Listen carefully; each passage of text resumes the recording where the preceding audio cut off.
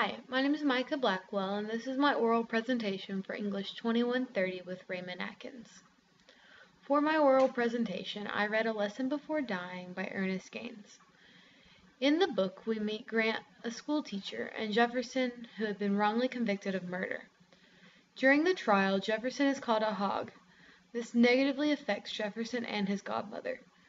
Grant is swindled into visiting Jefferson at the jail because Jefferson's godmother did not want her godson dying like a hog. She wanted him to die like a man in that electric chair. In their first visits to the jail, Jefferson and his company stood in uncomfortable silence. Gradually, Jefferson began to respond to Grant when he would go on their one-on-one visits. When the Reverend Jefferson's godmother and Grant's aunt would go, Jefferson would sit in silence and refuse any food or any conversation. The visits consumed Grant's thoughts. He was always thinking of what he could do and what he could bring Jefferson or what he could do to help him become more like a man. Finally, Grant decided to bring him a notepad to write all of his thoughts in. Jefferson could work through all of his inner thoughts on the paper, and it would just be for his eyes only, unless he wanted to show Grant. Throughout the visits, Grant brought Jefferson the notebook and a radio.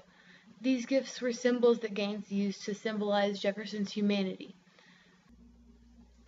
The more that Jefferson writes in his notebook and listens to the radio, it showed Grant that Jefferson still maintained his humanity. This was also the first time that Grant said that he had actually reached someone and excelled as a teacher. Despite the cruel words that the white man had said in court, Jefferson was more of a man than any of them, even when he walked to the electric chair. Grant cared about very little until he bonded with Jefferson. Even at first, he despised those visits to the jail, and he was just as bad as everyone else in town. Grant felt like he was wasting his time, but he also felt like his entire life in that oppressive town was just a waste of time, except for Vivian. Vivian was the only reason Grant stayed around. But the ironic part was the only reason that Vivian could not be with Grant and leave was because her divorce wasn't final. And even when her husband said that he would give her a divorce, he would only give her the divorce if he could see his children.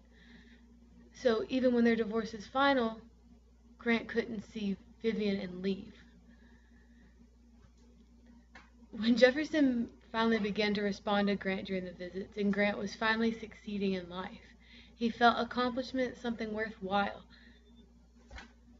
Jefferson started to grasp everything and started to understand why he was there and that there was reason in his life, even though after the trial he hadn't. At the end of the book, one of the officers from the jail brought Grant Jefferson's notebook. One of the last wishes Jefferson had had was for his notebook to get back to his teacher.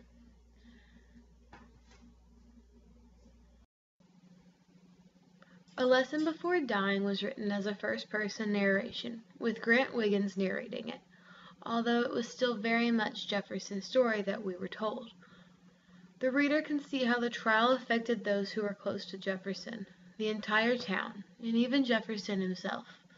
When the electric chair came into town, the reader was shown the carelessness of some of the whites for all of human life, especially the blacks, as well as the fear that was shoved down the blacks' throats as they were told that that would happen to them if they did something as stupid as Jefferson did, although he was innocent. All of the rhetorical devices used in A Lesson Before Dying helped Gaines write one of my favorite books.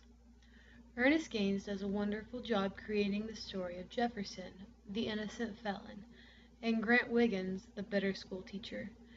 As the story develops, we see Grant learn as much from Jefferson as Jefferson learned from him.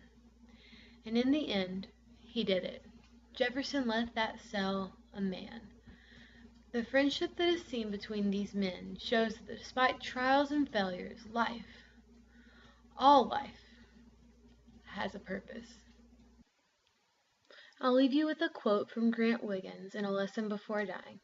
He says, "I want you to show them the difference between what they think you are and what you can be." And this will conclude my oral presentation for English 2130. Thank you for watching.